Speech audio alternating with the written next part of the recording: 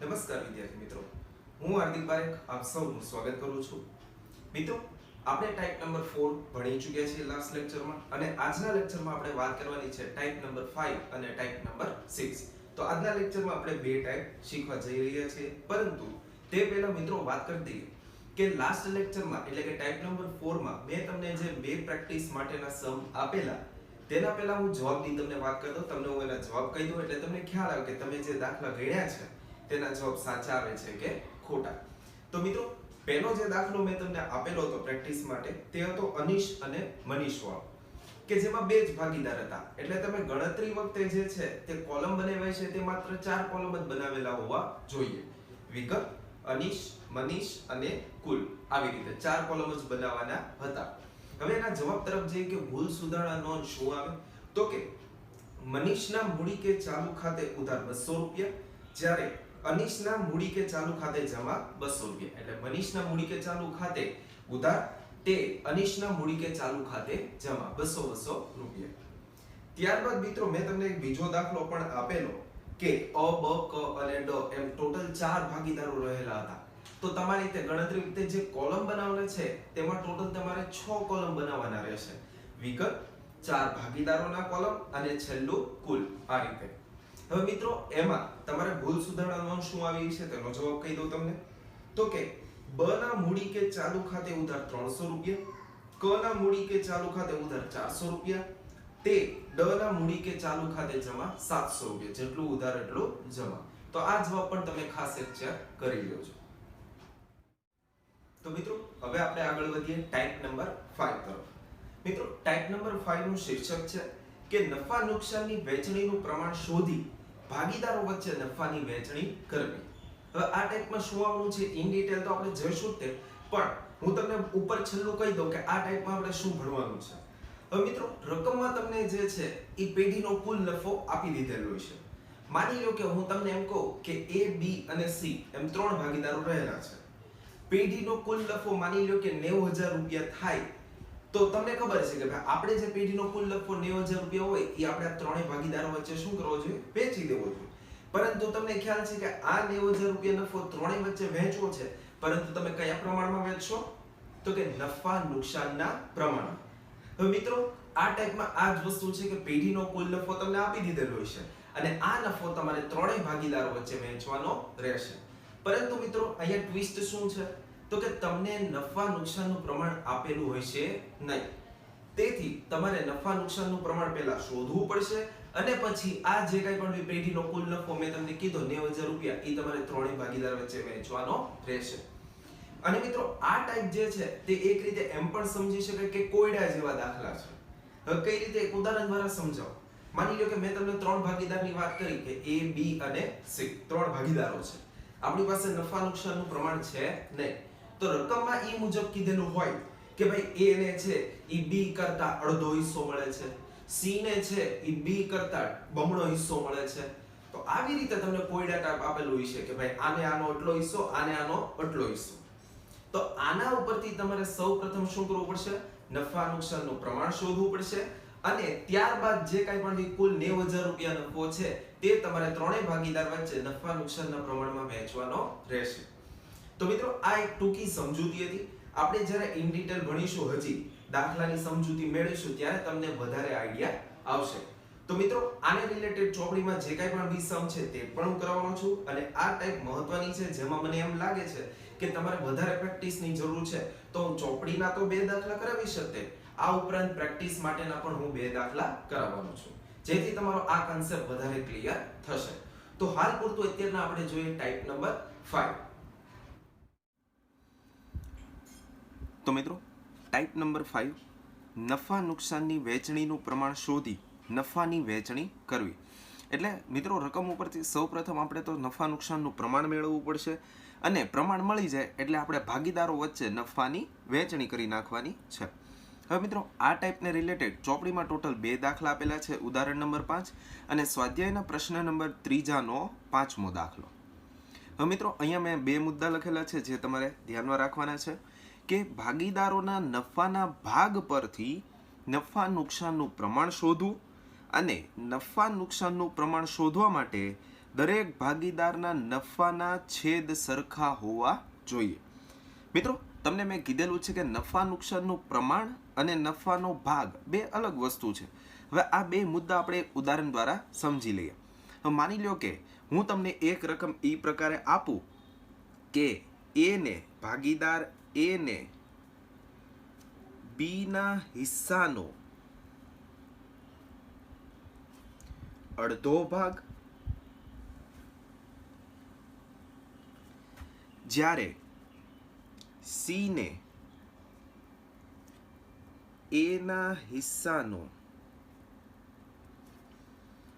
3 ગણો ભાગ મળે છે. અને પેઢીનો જે કાંઈ પણ બી નફો આપેલો હોય, 30,000, 40,000 કે 50,000, જે કાંઈ પણ બી હોય એ આપણે ત્રણેય ભાગીદાર વચ્ચે વહેંચી દેવાનો હોય. તો હવે મિત્રો આ જુઓ તો તમે એક ઉખાણા ટાઈપ જ થઈ ગયું, એક કોયડા ટાઈપ જ તે થઈ ગયું. હવે મિત્રો આ જે વસ્તુ આપેલી છે કે એ ને બી ના હિસ્સાનો અડધો ભાગ, સી ને એ ના હિસ્સાનો 3 ગણો ભાગ, તો આ ભાગ ઉપરથી, નફાના ભાગ ઉપરથી તમારે નફા નુકસાનનું પ્રમાણ મેળવવાનું છે. અને નફા નુકસાનનું પ્રમાણ મળી જાય એટલે પેઢીનો જે કુલ નફો છે 30,000 એ તમારે આ ત્રણેય વચ્ચે વહેંચી દેવાનો રહેશે. હવે કઈ રીતે તો સમજીએ. તો માની લો કે અહીંયા કેટલા ભાગીદારો છે? તો કે 3 ભાગીદારો છે, એ, બી અને સી. હવે તમને કીધું શું છે? એ ને બી ના હિસ્સાનો અડધો ભાગ, એ ને બી ના હિસ્સાનો અડધો ભાગ. હવે આપણી પાસે બી નો હિસ્સો હોય તો આપણે એનો અડધો ભાગ કરી શકીએ. તો અહીંયા તમારે શું કરવાનું? એ ને બી ના હિસ્સાનો અડધો ભાગ, એ ને બી ના હિસ્સાનો અડધો ભાગ. તો બી નો હિસ્સો તો આપણી પાસે છે જ નહીં, એટલે તમારે શું કરવાનું? 1 ધારી લેવાનું કે બી નો હિસ્સો કેટલો? 1. હવે તમે વિચારો, એ ને બી ના હિસ્સાનો અડધો ભાગ, તો બી નો હિસ્સો કેટલો? 1. એનો અડધો ભાગ એટલે ભાગ્યા 2. આ પ્રકારે. સી ને એ ના હિસ્સાનો 3 ગણો ભાગ, સી ને એ ના હિસ્સાનો, હવે એ નો હિસ્સો કેટલો? 1/2. એનો 3 ગણો, 3 ગણો એટલે કેટલા થશે? ગુણ્યા 3. આ પ્રકારે ગોઠવવાનું રહેશે. હવે જો હું આને લખું તો આ પ્રકારે લખી શકાય: 1/2, 1/1 કાંઈ ન હોય તો કેટલા હોય? 1. અને અહીંયા 3/2. હવે મિત્રો નફા નુકસાનનું પ્રમાણ જોઈએ છે આ ત્રણેય વચ્ચે. તો એક વસ્તુ ખાસ ધ્યાનમાં રાખવાની, અને મેં અગાઉ પણ તમને કીધેલું છે કે નફા નુકસાનનું પ્રમાણ ક્યારે મળે? તો કે ત્રણેયના છેદ સરખા હોવા જોઈએ. તો અહીંયા આ એ અને સી બંનેના છેદ સરખા છે, 2 છે. તો અહીંયા તે આપણે 2 કરવા પડશે. તો અહીંયા 2 કરવા માટે કેટલા વડે ગુણવા પડશે? 2 વડે. જો છેદમાં 2 વડે ગુણ્યા તો અંશમાં તે 2 વડે ગુણવા પડે. આ રીતે હવે ત્રણેયના છેદ કેવા થઈ ગયા? સરખા. 2, 2, 2. તો અંશમાં જે હોય એ તમારું શું બને? પ્રમાણ. એટલે કે 1/2/3. આ તમારું શું બન્યું? નફા નુકસાનનું પ્રમાણ.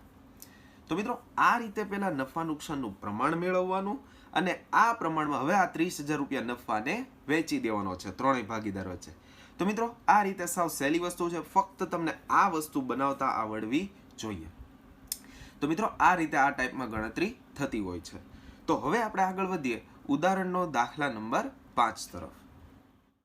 તો મિત્રો ઉદાહરણ નંબર 5 ની રકમ તમારી સામે છે કે રિયા, દિલીપ અને કીર્તન એક ભાગીદારી પેઢીના ભાગીદારો છે, એટલે 3 ભાગીદારો રહેલા છે. કીર્તનને દિલીપના હિસ્સાનો 5મો ભાગ, કીર્તનને દિલીપના હિસ્સાનો 5મો ભાગ તથા રિયાને કીર્તનના હિસ્સાથી બમણો ભાગ મળે છે. જો વર્ષના અંતે પેઢીનો કુલ નફો ₹1,92,000 થયો હોય તો દરેક ભાગીદારને મળતી નફાની રકમ શોધો. શું માંગ્યું છે? કે દરેક ભાગીદારને કેટલો નફો મળશે. તો પેઢીનો કુલ નફો છે 1,92,000, જે આપણે ત્રણેય વચ્ચે વહેંચવાનો છે. પણ શરત ઈ કે આપણે શેની જરૂર પડશે? તો કે નફા નુકસાનના પ્રમાણની. તો સૌથી પહેલા આપણે નફા નુકસાનનું પ્રમાણ મેળવવું પડશે. પણ કઈ રીતે?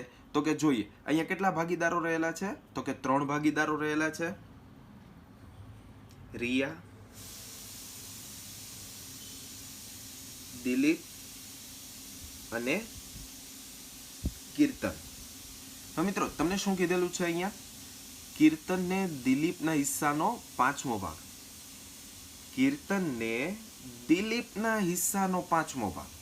હવે દિલીપનો હિસ્સો આપણી પાસે છે નહીં, તો આપણે દિલીપનો હિસ્સો કેટલો ધારી લેવો પડે? 1. જેના કરતા કીધું હોય એનું તમારે એક ધારી લેવાનું.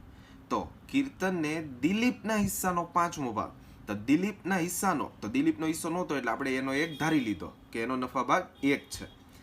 હવે કીર્તનને દિલીપના હિસ્સાનો 5મો ભાગ, તો દિલીપનો હિસ્સો 1 અને એનો 5મો ભાગ એટલે ભાગ્યા 5. આ રીતે. ત્યારબાદ આગળ વધીએ તો શું કીધેલું છે? રિયાને કીર્તનના હિસ્સાથી બમણો ભાગ મળે છે. રિયાને કીર્તનના હિસ્સાથી બમણો ભાગ મળે છે. તો કીર્તનનો હિસ્સો કેટલો? તો કે 1/5. હવે એના કરતા બમણો એટલે ગુણ્યા 2. આ રીતે. હવે મિત્રો આપણે આને લખી લઈએ તો આવી રીતે લખી શકાય કે 2/5, 1/, કાંઈ ન હોય તો 1 અને અહીંયા 1/5. હવે મિત્રો તમને ખ્યાલ છે કે છેદ સરખા કરો તો જ આપણને નફા નુકસાનનું પ્રમાણ મળશે. તો હવે આપણે અહીંયા છેદ સરખા કરીએ તો એ કૌંસમાં લખી નાખવાનું કે છેદ સરખા કરતા. તો જુઓ તો અહીંયા અને અહીંયા 5 છે. રિયાને કીર્તનના નફાના ભાગમાં છેદમાં 5 છે, તો અહીંયા આપણે 5 કરી નાખીએ. તો અહીંયા 5 કરવા માટે કેટલા વડે ગુણવા પડશે? તો કે 5 વડે ગુણવા પડશે. અને અહીંયા જો છેદમાં 5 વડે ગુણ્યા તો અંશમાં કેટલા વડે ગુણવા પડશે? 5 વડે ગુણવા પડશે. હવે ત્રણેયના છેદ તમે જુઓ તો સરખા થઈ ગયા. હું ફરી એક વખત લખી નાખું. 2/5, 5/5 અને 1/5. તો ત્રણેયના છેદ સરખા છે તો અંશમાં જે હોય તમારું શું બને? પ્રમાણ. તેથી 2/5/1. આ શું બન્યું? નફા નુકસાનનું પ્રમાણ.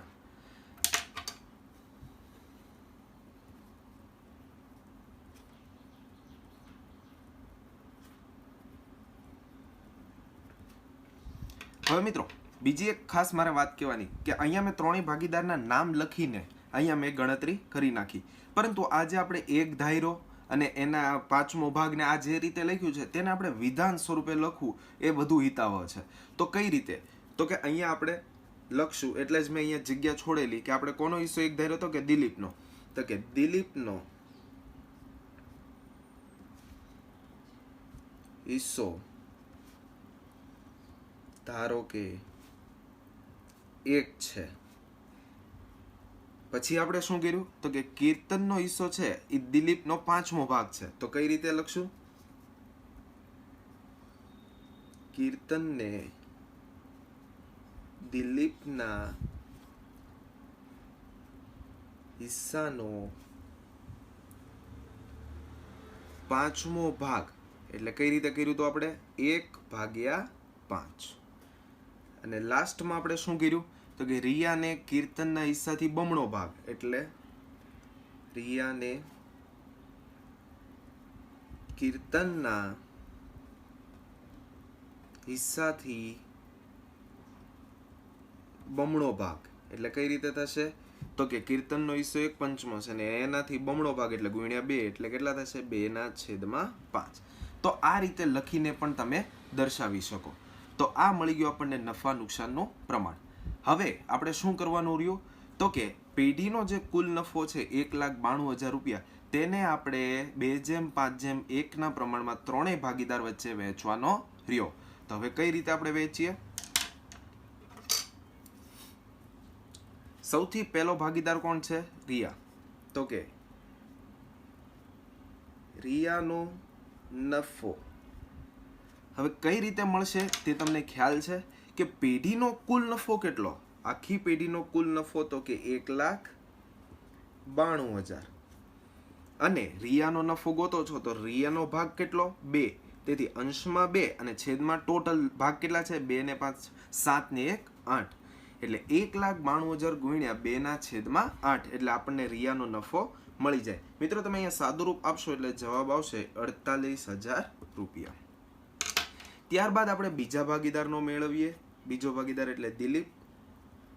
તો કે દિલીપનો નફો બરાબર શું થશે? પેઢીનો કુલ નફો, આખી પેઢીનો કુલ નફો 1,92,000. એમાં દિલીપનો હિસ્સો કેટલો? તો કે 5 એટલે અંશમાં 5 છેદમાં ટોટલ ભાગ એટલે 8. તો મિત્રો આનું સાદુરૂપ આપશો એટલે જવાબ આવશે 1,20,000. ત્યારબાદ ત્રીજા ભાગીદારનો મેળવીએ એટલે કે કીર્તનનો નફો. તો કીર્તનનો નફો બરાબર પેઢીનો કુલ નફો 1,92,000 ગુણ્યા કીર્તનનો હિસ્સો કેટલો 1, તો 1 અંશમાં છેદમાં ટોટલ એટલે 8. હવે એનો હિસ્સો કેટલો આવશે 24,000 રૂપિયા. તો મિત્રો આ રીતે સૌપ્રથમ નફા નુકસાનનું પ્રમાણ મેળવ્યું અને નફાને નફા નુકસાનના પ્રમાણમાં ત્રણેય ભાગીદારો વચ્ચે વહેંચી લીધું. તો મિત્રો આ થઈ ગયો આપણો જવાબ ફાઇનલ.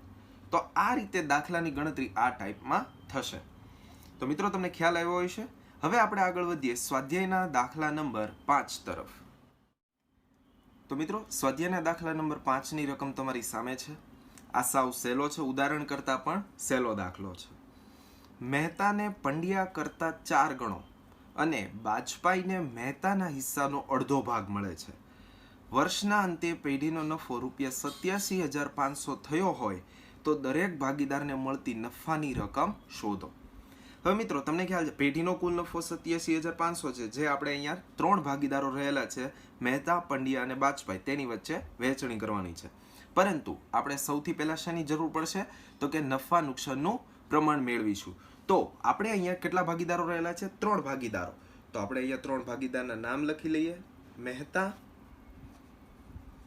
પંડ્યા અને બાજપાઈ.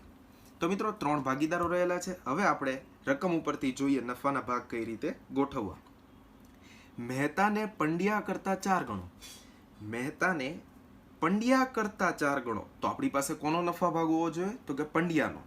તો પંડ્યાનો નફા ભાગ તો નથી, તો આપણે એનો નફા ભાગ કેટલો ધારી લેશું 1. મહેતાને પંડ્યા કરતા 4 ગણો, તો પંડ્યાનો હિસ્સો 1, એની કરતા 4 ગણો એટલે 1 ગુણ્યા 4. આ રીતે થશે. ત્યારબાદ આગળ વધીએ. બાજપાઈને મહેતાના હિસ્સાનો અડધો ભાગ.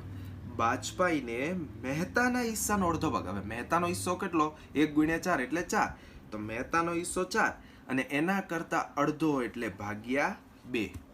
આ રીતે ગોઠવણ થશે. હવે મિત્રો આને હું સીધી રીતે લખી લઉં તો આમ થાય કે ભાઈ 4 અહીંયા 1 અને અહીંયા 4 ભાગ્યા 2 એટલે કેટલા થઈ જાય 2. હવે મિત્રો અહીંયા છેદમાં કાંઈ નથી, તો એક જ હોવાના, ત્રણેયના છેદમાં એક જ છે, તો અહીંયા કાંઈ છેદ સરખા કરવાની વાત આવતી નથી. તો અહીંયા તમારી માટે સીધું પ્રમાણ શું બની જશે 4:1:2. આ જ તમારી માટે થઈ ગયું નફા નુકસાનનું પ્રમાણ.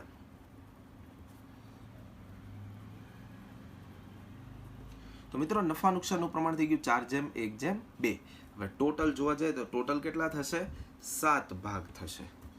હવે મિત્રો મેં તમને કીધું તે મુજબ કે આપણે આ વસ્તુ જે છે ધારી તે બધું આપણે વિધાનમાં પણ લખી શકીએ. મેં જે લાસ્ટ તમને ઉદાહરણમાં સમજાવ્યું તે રીતે કે ધારો કે પંડ્યાનો હિસ્સો 1 છે, પછી મહેતાનો હિસ્સો એટલે કે મહેતાને પંડ્યા કરતા 4 ગણો, એટલે આ રીતે આપણે લખશું 1 ગુણ્યા 4. તો એ રીતે પણ તમે લખી શકો છો. અહીંયા મેં આ રીતે નામ લખીને પણ કરી નાખ્યું છે. હવે મિત્રો આપણને નફા નુકસાનનું પ્રમાણ મળી ગયું છે, તો હવે ફક્ત શું બાકી રહ્યું તો કે પેઢીનો જે કુલ નફો છે તેને તમે ત્રણેય ભાગીદાર વચ્ચે વહેંચી દો. તેથી અહીંયા હું એક હેડિંગ આપી દઉં છું કે નફાની વહેંચણી.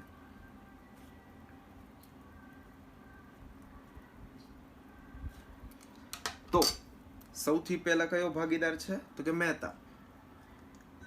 તો મહેતાનો નફો બરાબર તો કે પેઢીનો કુલ નફો કેટલો છે 87,500, જેમાં મહેતાનો હિસ્સો કેટલો તો કે 4 ભાગ એટલે અંશમાં 4 છેદમાં ટોટલ એટલે કે 7.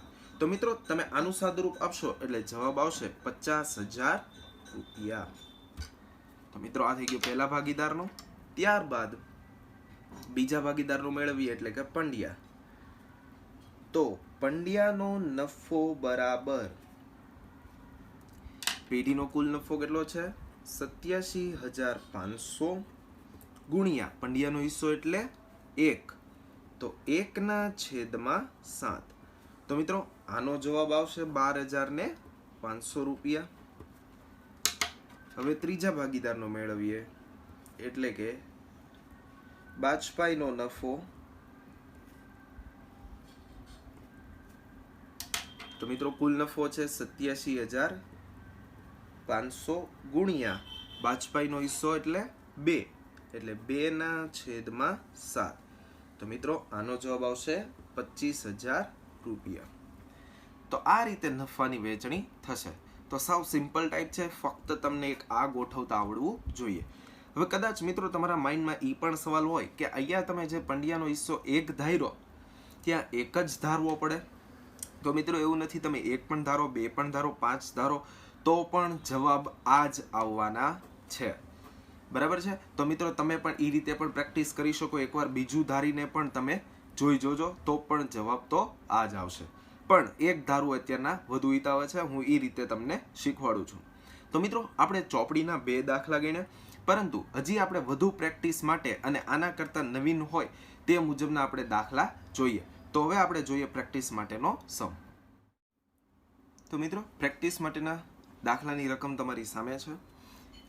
અ ને બ ના હિસ્સાનો અડધો ભાગ તથા ક ને અ ના હિસ્સાનો ત્રીજો ભાગ મળે છે. જો પેઢીનો નફો ₹30,000 હોય તો દરેક ભાગીદારને કેટલો નફો મળશે? દરેક ભાગીદારને નફાની મળતી રકમ શોધવાની છે. તો અહીંયા મિત્રો ટોટલ કેટલા ભાગીદારો રહેલા છે? 3 ભાગીદારો રહેલા છે, અ, બ અને ક. તો અહીંયા હું લખી લઉં છું 3 ભાગીદારો અ, બ અને ક. હવે મિત્રો શું કીધેલું છે? અ ને બ ના હિસ્સાનો અડધો ભાગ. અ ને બ ના હિસ્સાનો અડધો ભાગ. તો આપણી પાસે કોનો નફા ભાગ હોવો જોઈએ? બ નો. તો બ નો નફા ભાગ આપણે કેટલો ધારી લઈએ? 1.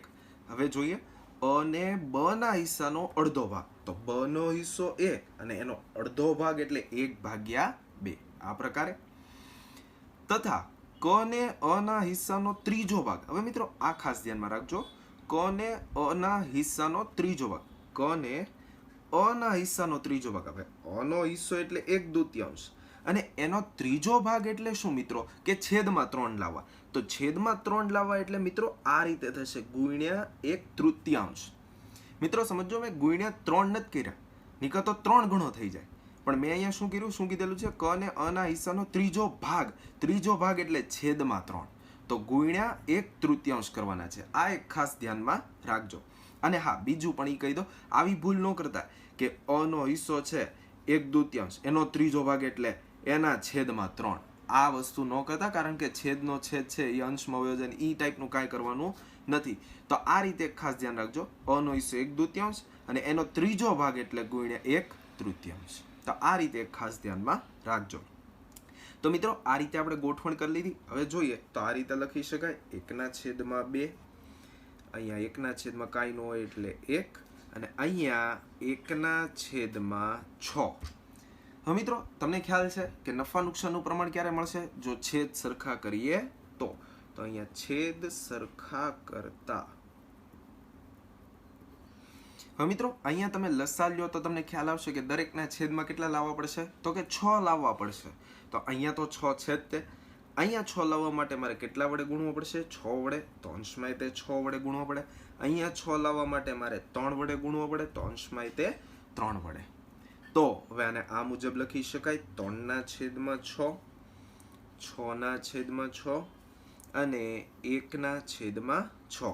ત્રણેયના છેદ સરખા છે, તેથી નફા નુકસાનનું પ્રમાણ શું થશે? 3/6/1. આ થઈ ગયું નફા નુકસાનનું પ્રમાણ. તો મિત્રો આ રીતે થશે. હવે તમે અહીંયા લખાણ સ્વરૂપે પણ લખી શકો, તેથી જ મેં અહીંયા જગ્યા ખાલી રાખી છે. તો આપણે કોનો નફા ભાગ સૌથી પહેલા એક ધાર્યો તો કે બ નો. ધારો કે બ નો નફા ભાગ 1 છે. પછી આપણે બીજું શું કર્યું હતું? તો કે અ ને બ ના હિસ્સાનો અડધો ભાગ. અ ને બ ના હિસ્સાનો અડધો ભાગ એટલે કે 1/2 થાય. અને છેલ્લું શું હતું? ક ને અ ના હિસ્સાનો ત્રીજો ભાગ. ક ને અ ના હિસ્સાનો ત્રીજો ભાગ એટલે કે કઈ રીતે થશે? તો આપણે શું કર્યું હતું? 1/2 ગુણ્યા 1/3 એટલે 1/6. તો મિત્રો આ રીતે તમે આ લખાણ લખીને પછી સીધું ડિરેક્ટલી તમે આ લખો તો પણ ચાલે, છેદ સરખા કરીને આ બતાવી દો, અથવા તો આ લખો તો પણ ચાલે. એટલે બેય લખી દઉં છું એટલે તમને ખ્યાલ આવે. તો મિત્રો હવે આપણી પાસે નફા નુકસાનનું પ્રમાણ છે, તો ફક્ત હવે આપણે નફાની વહેંચણી કરવાની બાકી રહે.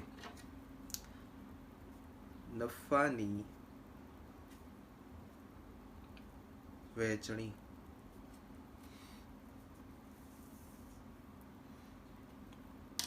તો મિત્રો પહેલો ભાગીદાર કોણ? અ. તો કે અ નો નફો બરાબર. મિત્રો પેઢીનો કુલ નફો કેટલો આપેલો હતો? 30,000 રૂપિયા. એમાં અ નો હિસ્સો કેટલો થશે? 3. એટલે અંશમાં 3 અને છેદમાં ટોટલ. તો 3 નો ટોટલ કરો એટલે કેટલા ભાગ થશે? 10. તો મિત્રો અહીંયા જવાબ કેટલો આવશે? 9,000 રૂપિયા. ત્યારબાદ મિત્રો બીજો ભાગીદાર એટલે કે બ નો નફો બરાબર. તો કે પેઢીનો કુલ નફો કેટલો છે? 30,000 અને બ નો હિસ્સો કેટલો છે? 6.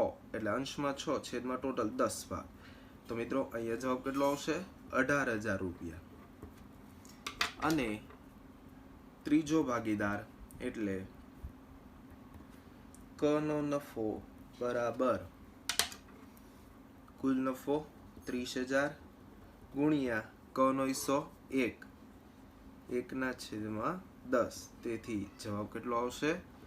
3,000 રૂપિયા. તો મિત્રો આ રીતે નફાની વહેંચણી થશે, આ રીતે દાખલો થશે. હવે મિત્રો આપણે એક પ્રેક્ટિસ માટેના દાખલા ઉપર હજી જઈએ છીએ જે આની કરતાં પણ ટફ છે.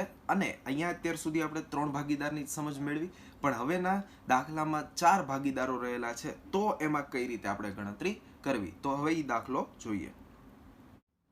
તો મિત્રો પ્રેક્ટિસ માટેના દાખલાની રકમ તમારી સામે છે કે અ ને બ ના હિસ્સાનો ચોથો ભાગ, જ્યારે બ ને ક નો અડધો ભાગ અને ડ ને અ કરતા 3 ગણો ભાગ મળે છે. તો તમને ખ્યાલ આવી ગયો 4 ભાગીદાર છે અ, બ, ક અને ડ. જો પેઢીનો નફો ₹48,000 હોય તો બ ને નફામાંથી કેટલા રૂપિયા મળશે? હવે મિત્રો ખાસ ધ્યાન રાખો કે અહીંયા ખાલી માંગ્યું છે કે બ ને કેટલા રૂપિયા મળે, બધા ભાગીદારનું શોધવાનું નથી. એટલે રકમ પણ તમારે વ્યવસ્થિત રીતે વાંચવી. તો મિત્રો અહીંયા 4 ભાગીદારો છે, તો હું સૌ પ્રથમ 4 ભાગીદારો અહીંયા લખી લઉં છું. અ, બ, ક અને ડ. 4 ભાગીદારો રહેલા છે. હવે મિત્રો આપણે સ્ટાર્ટિંગમાં શું ભૂલ કરી શકીએ ને, આ 4 ભાગીદારો છે તો તમને ખ્યાલ આવશે કે કઈ રીતે થાય. હું પણ તમારી જેમ પહેલા ભૂલ કરીને બતાવું છું, પછી તમને ખ્યાલ આવશે કે ભાઈ સાચું કેમ કરવું જોઈએ. હવે જો આપણે સ્ટેપ બાય સ્ટેપ છે. અ ને બ નો ચોથો ભાગ, અ ને બ નો ચોથો ભાગ. હવે અ ને બ નો ચોથો ભાગ, તો આપણી પાસે બ નો હિસ્સો હોવો જોઈએ ને, તો આપણે એનો ચોથો ભાગ કરીએ કે તો અ ને બ નો ચોથો ભાગ. તો અહીંયા બ નો હિસ્સો આપણી પાસે નથી, તો આપણે એનો હિસ્સો 1 ધારી લઈએ. હવે આપણે લખી શકીએ કે અ ને બ નો ચોથો ભાગ, તો બ નો હિસ્સો 1 અને એનો ચોથો ભાગ એટલે ભાગ્યા 4. આ રીતે થઈ શકે. હવે આગળ જો બ ને ક નો અડધો ભાગ, બ ને ક નો અડધો ભાગ. હવે આપણી પાસે ક્યાં ક નો હિસ્સો જ છે, ક નો હિસ્સો હોય. હવે બ નો તો હજી ગોતવાનો છે, હવે આપણે તો ધારી લીધો હોય. તો બ ને ક ના હિસ્સાનો અડધો ભાગ, તો હું આનો તો ફરીવાર ધારું. તો મિત્રો અહીંયા જુઓ તમે, અહીંયા તકલીફ પડી, તમે સમજી ગયા કે અહીંયા બ નો હિસ્સો તો હજી ગોતવાનો બાકી હતો, ક નો અડધો ભાગ કરવાનો હતો, પણ અહીંયા તો ઓલરેડી આપણે બ નો 1 મૂકી દીધો. તો મિત્રો આ વસ્તુ એક ખાસ તમારે ધ્યાનમાં રાખવી. એટલે હવે તમારે શું કરવું પડશે કે આ સેન્ટેન્સનું તમારે પહેલા ધારવું પડશે. આ એક ખાસ ધ્યાનમાં રાખજો. ફરીવાર લખીને બતાવું છું.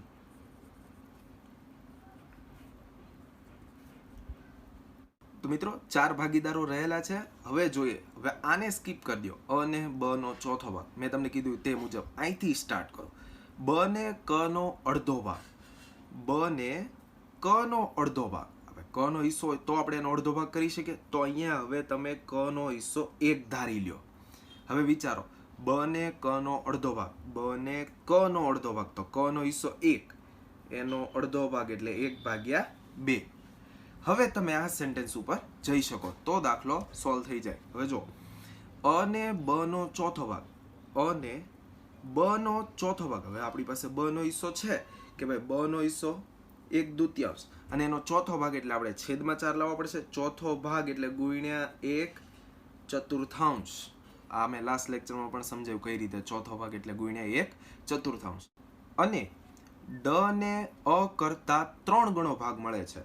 ડ ને અ કરતા 3 ગણો ભાગ મળે છે. તો અ નો હિસ્સો એટલે કેટલો થાય? 1/8. 1/8. અ કરતા 3 ગણો. 3 ગણો એટલે ગુણ્યા 3.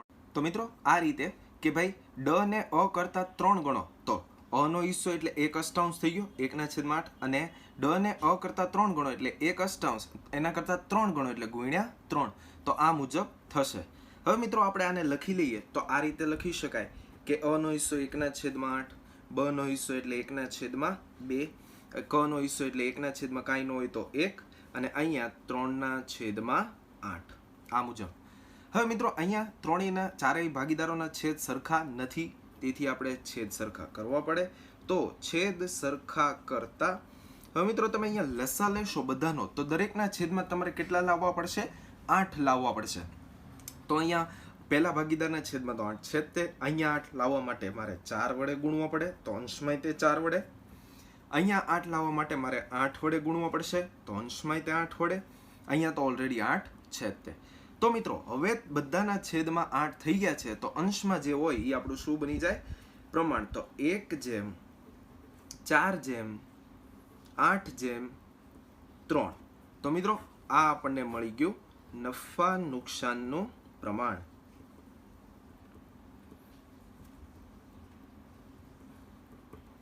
હવે મિત્રો આપણે શું રહ્યું ગોતવાનું? તો કે ફક્ત બ ને નફામાંથી કેટલા રૂપિયા મળશે તે જ આપણે શોધવાનું છે. તેથી બ ને મળતો નફો કઈ રીતે મળશે? તો કે પેઢીનો કુલ નફો આપણને કેટલો આપેલો છે? 48,000 રૂપિયા. તો 48,000 પેઢીનો કુલ નફો, જેમાં બ નો હિસ્સો કેટલો છે?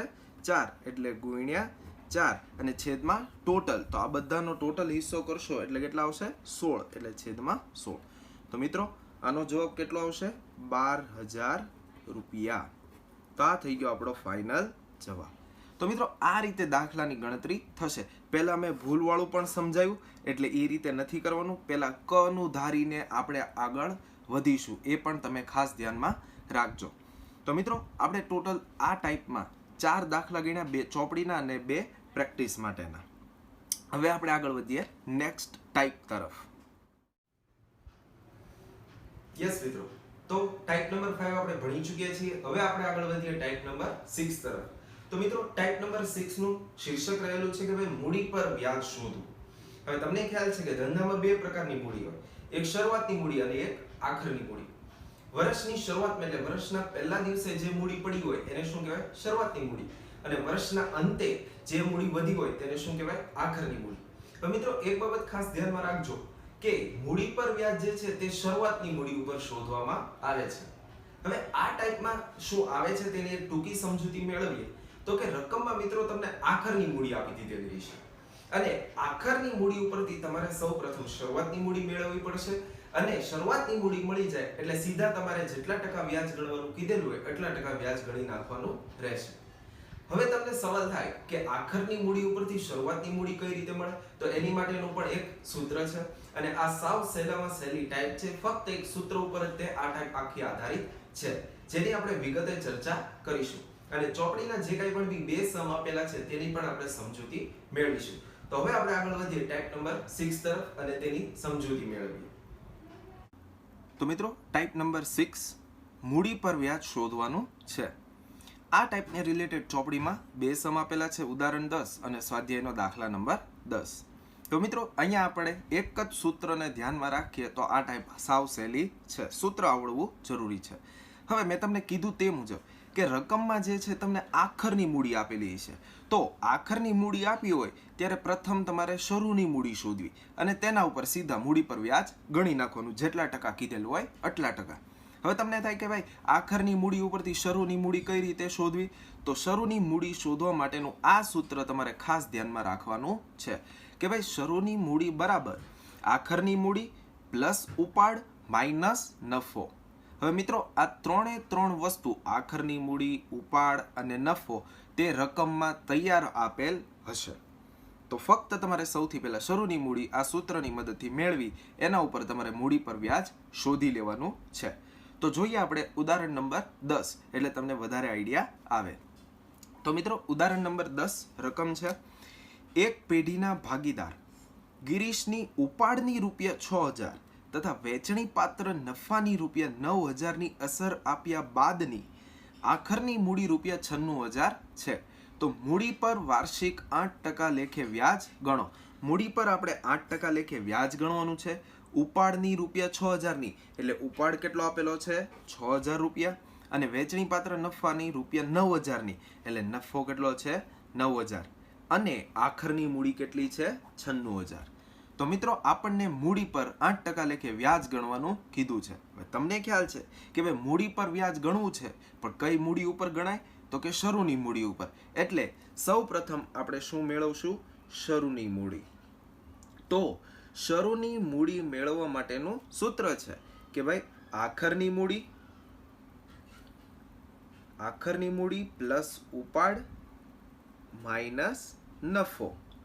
ફક્ત આ સૂત્રમાં આપણે કિંમત મૂકવાની રહે છે. તો કે આખરની મૂડી કેટલી છે ₹96000 આપેલ છે પ્લસ ઉપાડ કેટલો આપેલો છે ₹6000 ઉપાડ આપેલ છે માઇનસ નફો કેટલા રૂપિયા આપેલ છે 9000. તો મિત્રો આનું સાદુરૂપ આપશો એટલે જવાબ આવશે ₹93000. તો મિત્રો આ રીતે થશે.